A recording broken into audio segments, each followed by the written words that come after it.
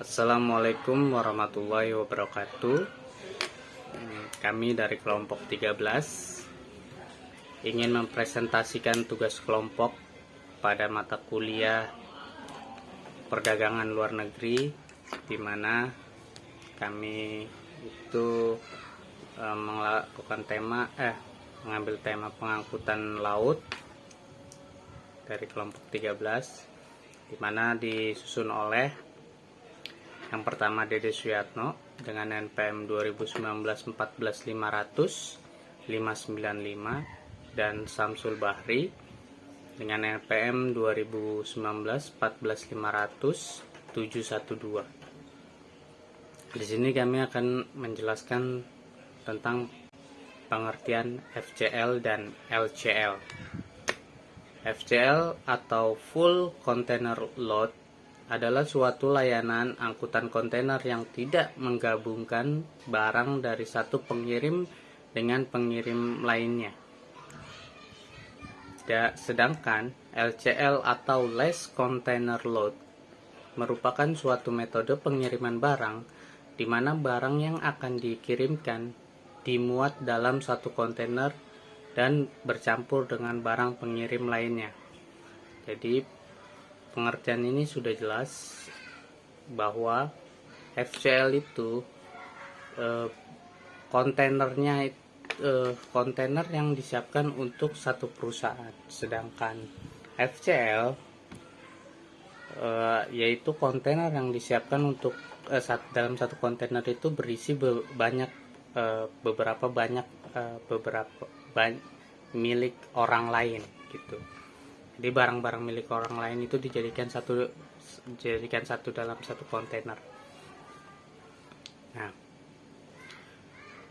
adapun barang-barang yang diizinkan masuk kontainer sesuai dengan surat keputusan direksi Perusahaan Umum Pelabuhan 2 nomor HK.14/12/PP1 PP2 sampai strip 85 pasal 140 yang berbunyi, barang yang akan diisi ke dalam kontainer harus terbungkus rapi dan kuat.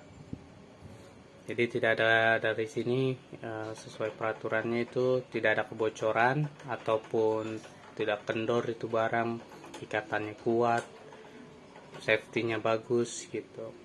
Nah, yang kedua, dilarang untuk mengisikan barang-barang yang tidak cocok jenis ke dalam peti kemas. Jadi barang-barang yang tidak cocok itu tidak dianjurkan untuk dimasukkan ke dalam peti kemas.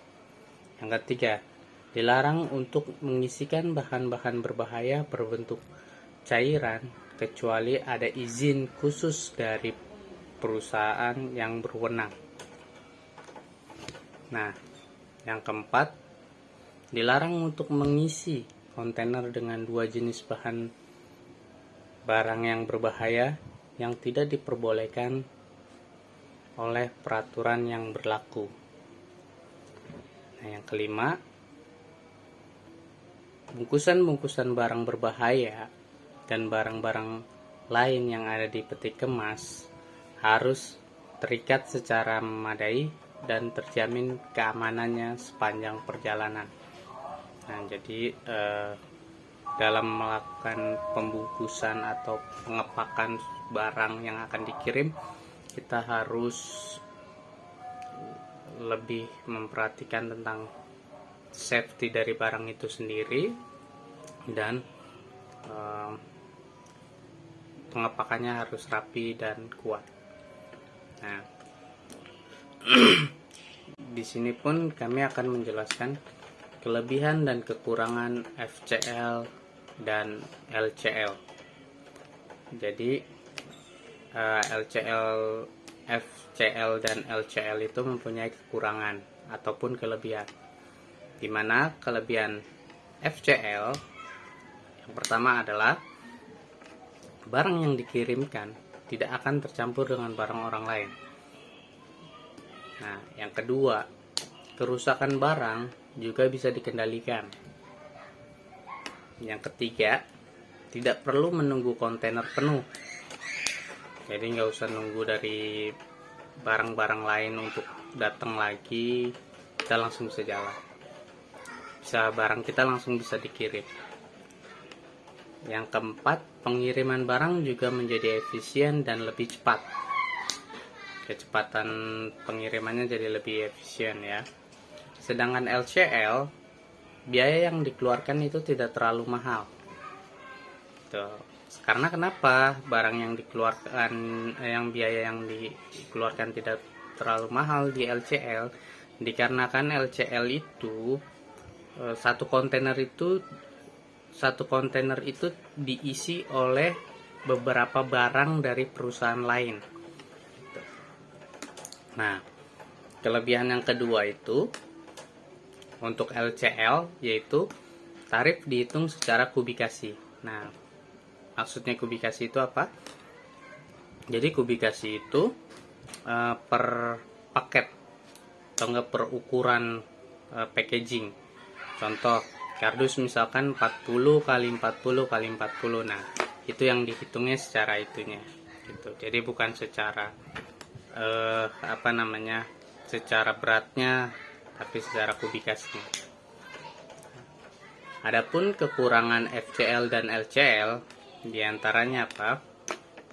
Nah, dikarenakan FCL itu dari pengertiannya adalah barang yang di dalam kontainer itu tidak dicampur dengan barang orang lain, yaitu pribadi, maka kekurangan dari FCL itu yaitu biaya yang dikeluarkan sedikit lebih mahal ya, dikarenakan yaitu walaupun barangnya sedikit ataupun banyak, tapi dalam satu kontainer dan mempermudahkan, dan agak sewanya itu agak lebih mahal.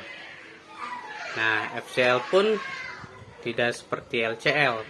Kalau LCL kelebihannya dia secara kubikasi, tapi di FCL itu tidak ada biaya kubikasi. Perbedaannya di situ karena dia udah hitungannya kontainer per satu kontainer. Nah, kekurangannya LCL yaitu proses pengiriman biasanya membutuhkan waktu yang terhitung lama. Nah, kenapa? Karena dia harus menunggu barang-barang dari yang lain, gitu loh. Nah, barang-barang yang lain itu kenapa? Jadi ada yang kemungkinan ada yang telat datang ataupun masih dalam proses pengepakan atau segala macam, jadi menghambat untuk proses pengiriman. Nah, begitupun kekurangan LCL yaitu dokumen dari setiap barang harus dicocokkan dengan dokumen ketika barang dikirim. Nah, salah satu kekurangan LCL yaitu ya ini gitu. Ketika barang masuk itu dicek dan barang keluar itu dicek satu persatu. Kalau FCL itu barangnya itu tidak usah dicek lagi dikarenakan itu satu kontainer full itu barang satu perusahaan. Tapi kalau di LCL satu kontainer itu beberapa barang dari beberapa perusahaan. Jadi makanya perlu pengecekan yang lebih lebih ketat lagi agar tidak tercampur barang antara perusahaan satu dengan perusahaan lain. Karena apabila ada kecampur ataupun terlewat barang yang sesuai dengan pengiriman di awal di pelabuhan di tempat awal, tapi ketika sampai di tempat ada perbedaan, maka yang dirugikan yang pertama adalah dari si penjual itu sendiri gitu. Yang kedua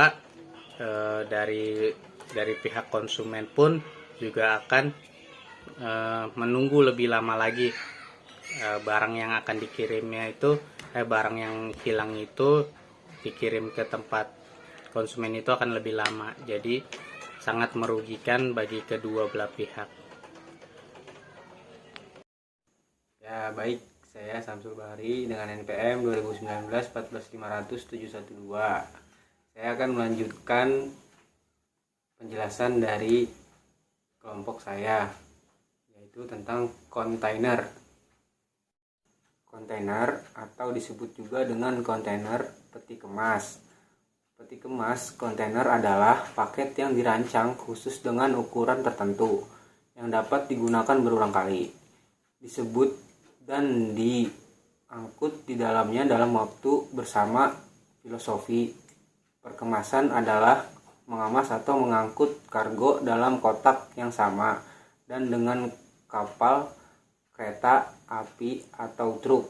Alat transportasi lainnya dapat diangkut dengan cepat, aman, dan efisien atau jika memungkinkan dari pintu ke pintu. Kontainer digunakan dalam pengiriman, ekspor, impor, dengan segala sesuatu yang berhubung dengan logistik. Jika Anda membutuhkan kontainer pengiriman untuk kebutuhan bisnis, Anda baiknya mengetahui jenis-jenis kontainer Anda yang dibutuhkan. Saya akan menambahkan fungsi dari sebuah kontainer. Kontainer didesain untuk memudahkan perpindahan barang dengan menggunakan barang moda transportasi seperti pesawat terbang, kereta api, truk, hingga kapal laut. Kontainer juga memindahkan perpindahan barang tanpa harus membongkar muat barang yang dapat di dalamnya. Kontainer juga digunakan berulang kali. Di sini dapat disimpulkan secara umum jenis-jenis kontainer dapat dibagi menjadi 3 jenis, yaitu kering, reefer, serta kontainer khusus. Berdasarkan muatan terdiri dari 10 jenis. Sedangkan ukuran kontainer terdiri dari kontainer 20 feet, 40 feet, dan 45 feet. 2. Dari sekian banyak keuntungan menggunakan kontainer, manfaat paling besar dari kontainer yaitu semakin lancar lalu lintas barang dalam perdagangan internasional. Hal ini terjadi karena proses bongkar muat atau arus barang dari produsen ke konsumen menjadi sangat cepat, dan banyak istilah-istilah yang lazim digunakan di dalam pemanfaatan kontainer yang perlu kita ketahui karena berkaitan dengan pengoperasian kontainer itu sendiri. Saya ingin menambahkan jenis-jenis kontainer, yaitu 1. Dry container standar. Dry container standar atau kontainer standar yang digunakan untuk mengangkut semua jenis muatan umum atau kargo kering. 2. Open top container. Open top container digunakan terhadap semua jenis kargo umum, kargo kering, khusus digunakan untuk muatan dengan kereta sebagai muatan berat, muatan tertinggi, dan muatan yang berproses pemuatannya tidak dapat dilakukan secara normal atau loading dari atas.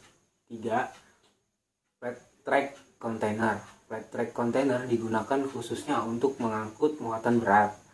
Alat berat, heavy, light cargo overnight atau overweight. 4. Refrigerated container.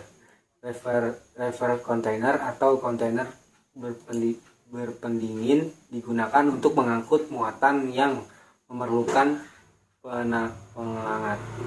penanganan suhu tertentu atau di atas atau di bawah titik suhu. Di sini dapat disimpulkan secara umum jenis-jenis kontainer dapat dibagi menjadi 3 jenis, yaitu kering, reefer, serta kontainer khusus. Berdasarkan muatan terdiri dari 10 jenis. Sedangkan ukuran kontainer terdiri dari kontainer 20 feet, 40 feet, dan 45 feet. 2. Dari sekian banyak keuntungan menggunakan kontainer, manfaat paling besar dari kontainer yaitu semakin lancar lalu lintas barang dalam perdagangan internasional. Hal ini terjadi karena proses bongkar muat atau arus barang dari produsen ke konsumen menjadi sangat cepat, dan banyak istilah-istilah yang lazim digunakan di dan banyak istilah-istilah yang lazim digunakan di dalam pemanfaatan kontainer yang perlu kita ketahui karena berkaitan dengan pengoperasian kontainer itu sendiri. Ya, cukup sampai di sini saya akhiri presentasi dari kelompok kami. Kurang lebihnya mohon maaf apabila ada salah-salah kata, mohon dimaafkan. Saya akhiri. Wassalamualaikum warahmatullahi wabarakatuh.